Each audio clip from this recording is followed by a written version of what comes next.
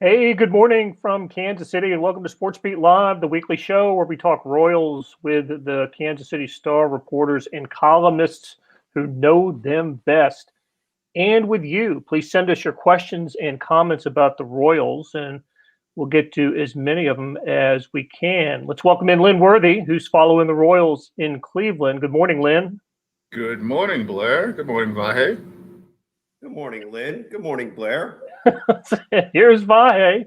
He's following the Royals. He followed the Royals from Kauffman Stadium through their first home series. And Vahe, how you doing? I'm good. Enjoyed the series. Enjoyed being with you guys now. Yeah, absolutely. And I greeted you from Kansas City, but I'm still in Indianapolis, where I covered the NCAA championship game last night. Hey, before we get started, want to take a moment and continue to acknowledge our new sponsor, the University of Kansas Health System. It is great to have them on board. So did you guys watch the NCAA title game last night, Baylor Gonzaga? I watched a bunch of it, Blair, but was persuaded at home to watch a series called Outlander in between. So and I kept coming back, hoping it was going to be worth some kind of good ending, but just never got there. Yeah, it never was. It was surprisingly one-sided championship game with Baylor planting the flag for the Big 12 and winning the national championship by 16. I do have a story about this game that relates to our topic. So I was following Royals Cleveland yesterday from the room before I left to go to Lucas Oil Stadium.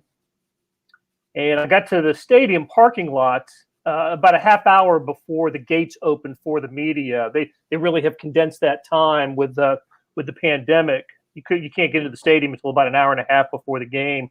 So I pulled my laptop out of my bag, and I watched the final couple innings of the Royals Indians game on the ESPN feed, and watched watch Santana make the play that he made to start the double play, and then watch Jesse Hahn struggle but get through the ninth inning, and the Royals completed that 3-0 victory. Close up the laptop, get out of my car to walk into Lucas Oil Stadium, and who do I walk into but Bill and Nikki Hancock? Bill, of course, is the president of the college football playoff and lives in Kansas City, and the first thing that we talk about isn't the game that night, but the Royals. He was doing the same thing. He was listening to the final two innings of the Royals Cleveland game from his car before he embarked. Bill and Nikki are big Royals fans, and often are seen at Kauffman Stadium. But terrific game last night or yesterday afternoon, Lynn, especially for Danny Duffy. That had the most encouraging of the starts so far for the Royals, wasn't it? Yeah, they came into this first road trip having won 2 out of 3, but you had starters who didn't make it out of the second inning and who didn't make it out of the fourth inning in those first 3 games. So not that you were taxing the bullpen that much, especially with these off days, but just the fact that you go in with a four-man rotation, you want your guys to sort of set a tone, and they'd been getting roughed up a little bit. So Duffy comes out, throws 6 scoreless. They didn't have, I think it was from the 4th inning to the 9th inning, they didn't have a base runner. And Duffy just sort of set that tone after they're coming off of their first loss too.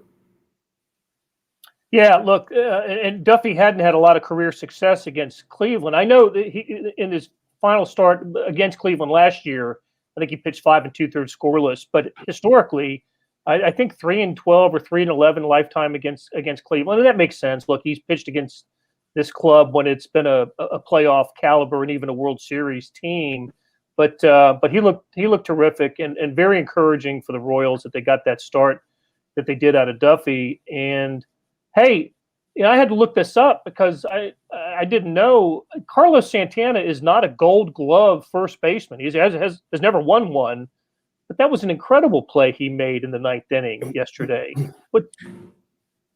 Yeah. To me, especially just watching that unfold, I'm thinking off the bat, I'm like, that could get down, it's a split second, but like that might get down into the corner. Like you just look at the angle it's going, like that's going to get into the corner. That's runs scored, and even just before that, it's like it went from they were sort of cruising, they controlled that game to there's a walk, there's a hit, there's two guys on, the tying runs at the plate.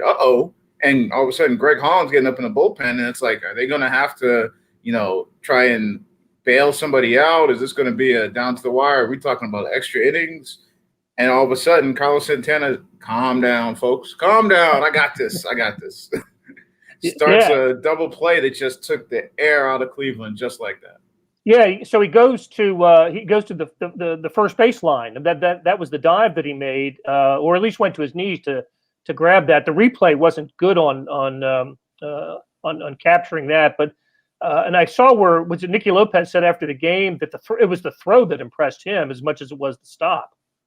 Yeah, he said, Nikki, who had to turn it, he's playing shortstop, so he catches it and he makes a throw back to Jesse Hahn. He said his part was the easy part. He said the hard part was what Carlos did to come up with that, to make that throw right on the money, and to give him a chance to be able to relay it back to Jesse Hahn. He was just and he pointed out the fact, he's like, he sort of had a little smirk on his face when he said, and this is a guy who was in the other dugout, last year. Now he's on our side, and look at what he's doing. He said he just. It was just funny to see that smile on his face when he said that, because it's like, they gave him that big ovation. They were cheering for him during opening, the introductions. They cheer for him the first time he gets in the batter's box, and then he breaks their hearts in the ninth inning. Okay. Hey, I wanted to ask you guys about the atmosphere at ballparks now that fans are in the stadiums, but one more little item from Monday's game, Lynn. Why did Mike Matheny go with Jesse Hahn in the ninth inning and not Wade Davis or Josh Stallmont or just one of the other closers? What was it about Hahn that made the decision for Matheny? And I'm not sure if he got specific on that. I mean, I know one thing with early in the year, they're trying to get some guys some action in games where you get so spread out. I think they don't want to get too far where guys just don't pitch, but also I think Davis had pitched the day before. You got an off day, so you sort of could have used probably whoever. But I think they like to play the matchup game. They like to make sure guys get some time in there. Barlow had just cruised, so they had options, and I don't know that he really got into the specifics of Hahn, and obviously it ended up working out. But I think it was more of a matchup thing, and something probably need to follow up on again. But between just trying to make sure guys get work and don't sit too long with all these off days, and also just playing the matchups. Right. Okay, like I was saying, fans in the stands. I know that it's been in Kansas City. It's capped at 10,000.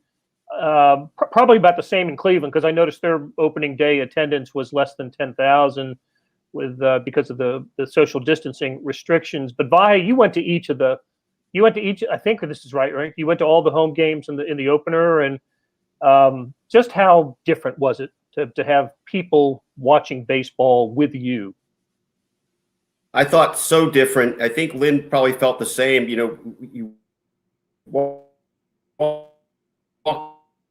in, and it just becomes a different experience from going along with you. And go out and just take a look in the stands and see people going to the concessions and hearing the buzz, feeling the buzz. There weren't many moments where you thought, oh, this is first. The other day when he was talking about, at times it felt like 10,000 people were standing behind them, pushing them out on the field, something to that effect. I don't know if that's the exact right words. Lynn might remember. So I think even for us in the media, it creates a different experience to take it all in that way. Sight, sound, smells, all change through that lens. What did the players say about it, Lynn, afterwards? They had to be really stoked. Yeah, I mean, especially at home, just to see, to have those cheers, to have, that atmosphere, to have the sounds that aren't coming through a loudspeaker, to have actual fans in the stands, and it's different. I mean, players talked about it. Mike Matheny talked about how it felt more, right, like this is how it's supposed to be back in Kauffman. And then even, in Kansas City, here in Cleveland, I asked some guys yesterday, just because in my mind, and I was thinking about writing about this later, but in my mind, I just go back to 2 years ago. They played multiple games here, but there's the All-Star game here in that same area, and this place was just packed with people. Last year, you came here, and then it was like a ghost town, and you had, and it didn't hit me until actually I got here last year. Was this, in July was right after a lot of things have been going on just in this country. I mean, and you walk around downtown Cleveland, there's places boarded up. You don't see a whole lot of people out. It was just. It was different. And then they played this baseball game, and it was just eerie because you could hear sounds outside the stadium. You could hear all sorts of different stuff. It didn't feel like it was an event. And then you come here this time, and just driving in from the airport, I get dropped off, and we get close to the ballpark from downtown area, and you see all these people walking around the streets. You see jerseys, you see crowds of people, and it's like something's going on. And it was just really it was different just in my mind to think about just the differences between the last couple of years and the trips to Cleveland, and particularly last year and this year, where it was almost like you were watching some sort of a scrimmage or something like that, because there's no people around. It's just the two teams, and it's this quiet antiseptic environment. And then this year it was an event again, so it was definitely different. And talking to the players, I mean, I think it is still a little weird for some of the players, just because like the game atmosphere is definitely different, but they're still dealing with the protocols and sort of being semi-locked down. So I think there's a little difference there as well, but you could definitely tell it's changed from last year. So are the Royals ready for 40,000 in the stands, Vahe, like we saw with Arlington, Texas? I don't know if they're ready, but I'm not. And I think, I don't know, people come to this from different points of view, but I think most rational people would look at that spectacle in Texas and say it's a disturbance in the force, and really just you can't have that. I don't know, Lynn, if there's a sort of tentative staggered plan going forward or not to add. But I think it's at a pretty comfortable amount right now, and maybe we'll see what the next month or so brings. And I could see more in there, but I can't see opening the gates fully. I hope we're a ways off from that, just because I don't think we quite understand the ramifications of where we really are right now in the pandemic. Yeah, and I think the plan, at least as it was announced, was that they were going to reassess every month and talk about potentially adding to that capacity month by month. I don't think they would go from 10,000 to make the big leap to, full capacity from one month to the next. I think it would be more gradual, but and also it's going to be in consultation with, local officials. So it's not as though it's just going to be the Royals deciding, okay, we want to get as many people in here as we can next month. It's going to be a collective decision, and it's going to be a month by month thing. And I think a lot of it's going to have to do with, the availability and of the vaccine, how many people are getting vaccinated. And I don't think it's just going to be a pure, how can we grab some money sort of a situation. I think it's going to be more of a larger picture of public health before they decide you're going to get to full capacity.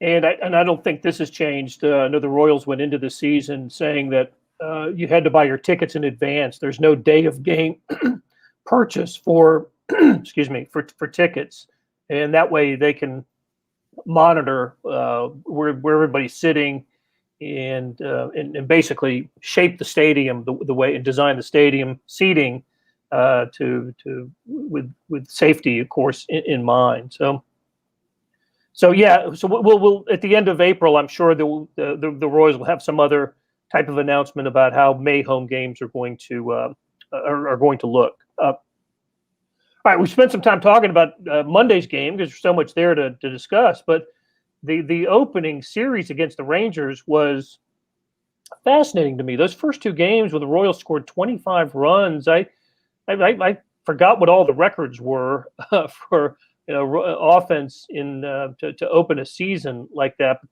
that was incredible to see what the Royals were doing at the plate. And Vahe, what were your impressions of this batting order and what was going on up and down the lineup on Thursday and Saturday? Well, a couple things going on. You know, they come up to the plate for the first time this season down 5-0, and the first thing you get is Merrifield and Benintendi with base hits. Then you get, I think, 3 straight walks, something like that. Salvador Perez's first at bat of the season is walking in a run. And I think this number's right. This is a sort of maybe a minor sub point, but I think the Royals have walked 18 times now in 4 games, and with 0 on Sunday. So that is not typically part of their offense. And I think it speaks a little bit to the influence of Santana. But the broader point on this, Blair, is I think you see the versatility and depth of that lineup with different guys that can do different things, getting base runners on, moving them along. There was that streak the other day where Michael A. Taylor hits a home run. Isbell follows with a triple. Alberto follows with a double, and Nikki Lopez gets a bunt single. It just seems like that is testimony to the range of what they've got going here.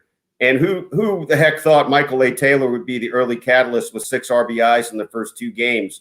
So I think there's a lot of stuff to be excited about there. And just when you start getting a little concerned that they keep getting in these holes, you get that start from Danny Duffy yesterday. So they're winning somewhat in different ways, but they've demonstrated real explosiveness at the plate too. I was going to say, Vahe, how did you get that far into it without mentioning the legend of Michael A. Taylor? I mean, that was you can't start off a career as a Royal any better than that. I mean, I think his first time at the plate, he knocks in a run. The next time around, I think he was a home run. He had 2 outfield assists in that first game. Then he comes back and the home run the next game. I think was the first run they scored, right? I think they were down.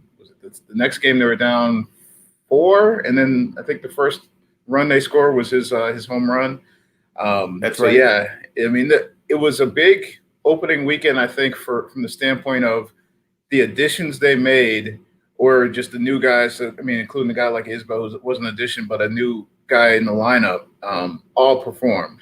And I mean, and you can't count on that to be the case every game throughout the season, but just for an opening weekend to see Santana, I think, was on base 5 times in the first game between walks. To see, Benintendi drawing walks, getting on base. To see Michael A. Taylor hitting home runs. Kyle Isbell's first at bat in the major leagues is an RBI single, I think, with the bases loaded. So from that standpoint, just to see the guys that they went out and got, and the guys that sort of gave Royals fans and people follow this team some excitement and some hope and some enthusiasm for the season, for them to all sort of deliver in different ways the first weekend, I think that was sort of a big thing just to build momentum, especially.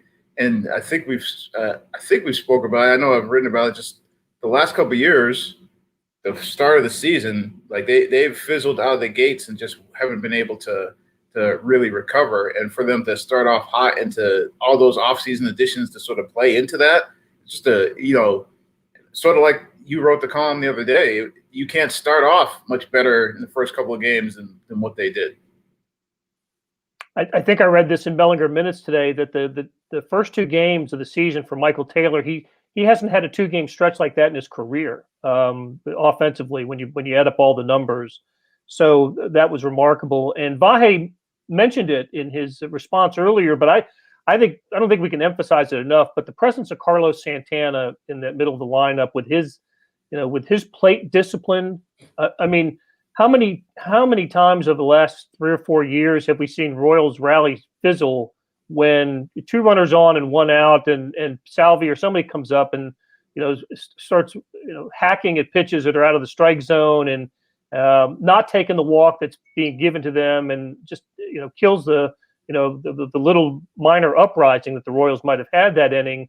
Santana changes the equation on that with his great eye, great plate discipline.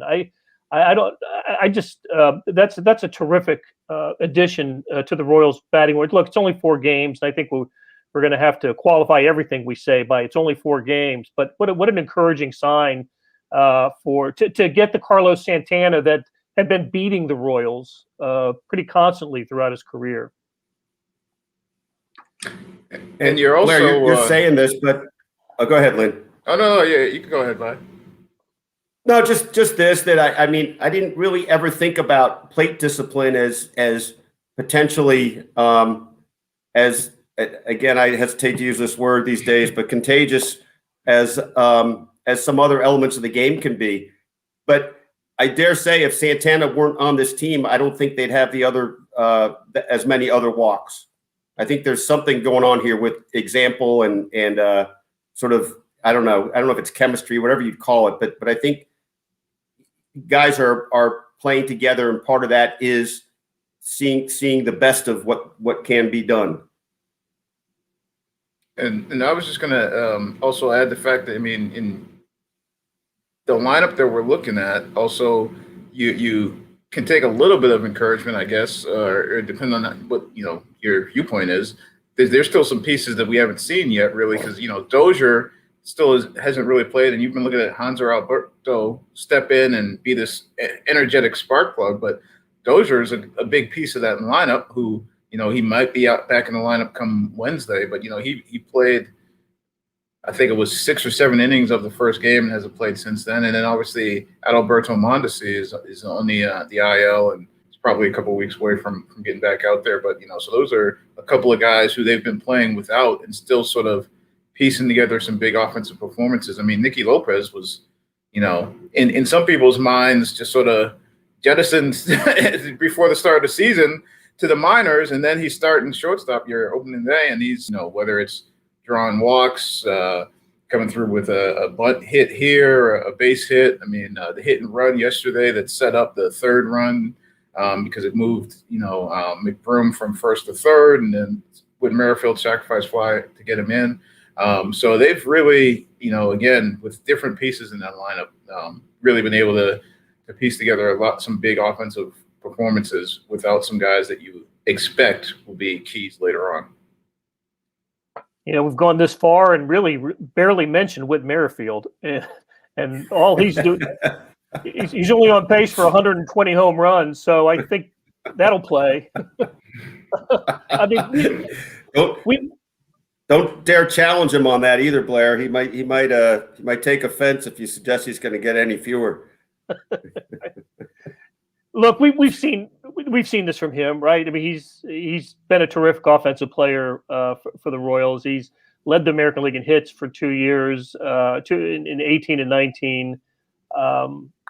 But it looked like his average dropped last year, right? It was only small sample size, right? 60 games, but over 300 the previous 2 years, dropped to 282. But man, he is coming out swinging. What has he said about his hot start, Lynn? I think he's 8 for 16 in these 4 games.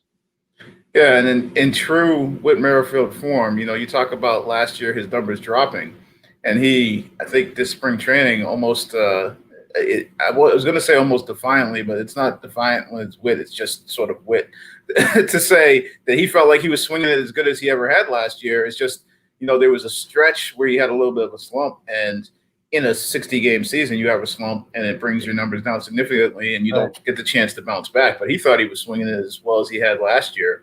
Last year as well as he had, any other time in his career. And so he starts off this year feeling like he's swinging well. The thing that always stands out about him to me is just, he's their leadoff guy. He's their catalyst at the top of the lineup, but he's not a leadoff guy who's just an on-base guy. Like, he's a leadoff guy who can do a little bit of everything, and it comes up when you have guys now at the bottom of that lineup that are actually getting on base and setting the table in front of him, as opposed to, recent years where he was always had to try and start something because the bottom of that lineup was, it just sort of, for the most part, fell off a cliff. And so then he would get back up to Whit, and he'd have to try and start something up again. Now there's times when there's guys on base and he can come through with a sacrifice fly, or he can take advantage of, maybe a pitcher who's trying to pitch out of a tight spot. And, yesterday just sort of the guy made a poor decision to try and think he could sneak back a 3-0 fastball past him, and Whit was ready to crush that. And I'm not sure that every leadoff guy has that versatility where, you have to be careful, especially when, he's not playing in Kauffman. When you're playing in another ballpark, that power is something you have to be careful of. I mean, maybe Kaufman mitigates that a little bit when it comes to Witt, but when he's on the road, and I know it's something that registers in his mind at least a little bit, because I remember a couple of years ago talking to him about his home run numbers being up, and he's the one who pointed out to me. He said, "Well, look at where some of those are." He said, he said, I can't remember what the number was at the time. He might have had 10, and he said, I think 8 of those are on the road. And I went back, and sure enough, whatever that number was, that's how many of those are on the road. So he's just not a prototype leadoff hitter, but in a lot of ways, for a leadoff hitter plus, I guess you could say, because of the different things he does. But he's not lacking in confidence in terms of last year being a down year. He was ready to hit the ground running this year for sure. Hey, Blair, just to chime in with one other thing that I meant to say earlier, it sort of connects all these things maybe. The reason you and Bill Hancock were, on National Championship Day, were so cognizant of trying to watch the Royals, the reason I was like watching innings at a time when I was supposed to be writing something is, I guess, because of that first series, right? I don't know if we would have all felt that way on day. And now today, I feel genuinely disappointed that they're not playing. And I just think that's kind of the neat, underpinning to all this right now. It's really a team you want to see. I think it's really intriguing for all the reasons Lynn and you just mentioned. There's really something going on here, I think. I wonder if we went back and studied the history of the off days in the first week or two of a season, how many of those actually get used? Because you're right.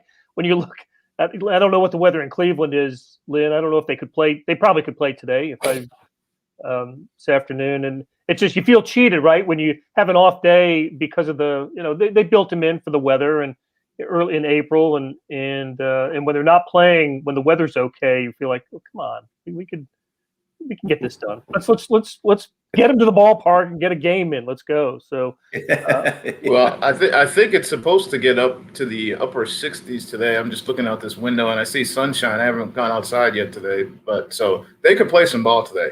At the same time, as we're 4 games into a 162 game season, I am not going to complain about any days off that are coming my way. That's just lunacy for me to start complaining about days off at this point. But yeah, they could play baseball today. Especially having grinded through spring training as well. So where there were very few days off. Hey, let's talk about the All-Star game. Vahe, I know you've written about it. That was the news moved quickly on Monday when it came to the All-Star game after the commissioner announced that it was Rob Manfred that was moving out of Atlanta for political reasons. And it has, I think it has found a new home. It's not in Kansas City, but it's a terrible way to set it up for you. But just take us through what happened to the All-Star game and where it's going to be played. Well, I guess it was Friday that Major League Baseball announced it was pulling it out of Atlanta because of the restrictive voter measures being taken in Georgia. And I think that led to kind of a funny 72 hours or so. MLB gave no parameters, no real hints about where it would go. There became some speculation about Milwaukee because the game is supposed to celebrate Hank Aaron, the great Braves star who died this year and got his start with the Braves when they were in Milwaukee and finished his career with the Brewers. So there was some thought about Milwaukee being a place, but some prominent national voices, including Buster Olney from ESPN, made the point that this might make an appropriate time for Kansas City and because of its relationship with the Negro Leagues Baseball Museum, as we're re-examining so many of these things, reconciling, we hope, so many of these things. So I think Kansas City had some flickering hopes and thoughts about it. It doesn't look like that will happen. I'm pretty sure it will go to Colorado as we speak, but I don't think MLB has officially announced it. But it did give us a chance to talk to Bob Kendrick from the Negro Leagues Museum about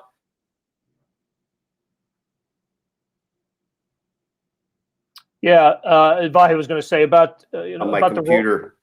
That's okay. You're saying you had a chance. It gave Bob Kendrick a chance to talk about Kansas City's place in the kind of in the baseball world when it comes to this topic.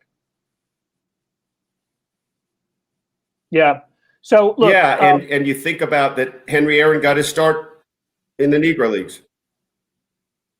Exactly. And, sorry, it sounds like we're having a bad connection. Sorry about that. No, that's okay. That's all right. Look.